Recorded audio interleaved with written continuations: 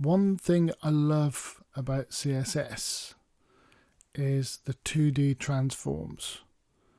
I believe this was added in CSS 3. I'm not quite sure. If anybody knows it coming earlier, let me know, but I'm sure it was added in CSS 3.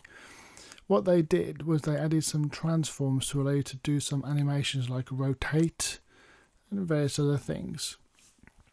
And you don't need code for it, it's just a CSS styling.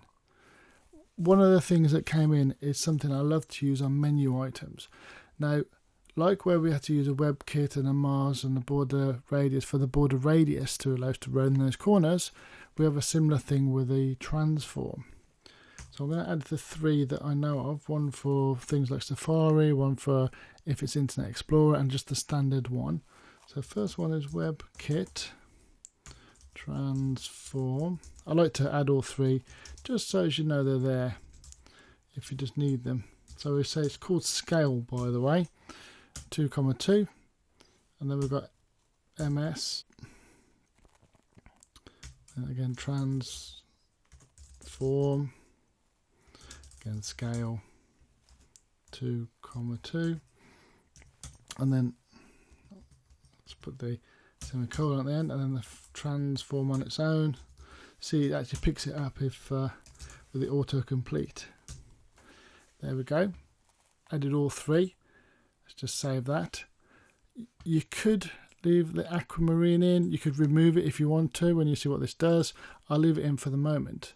But what this actually does is boom, boom, boom. It actually makes the button jump forward.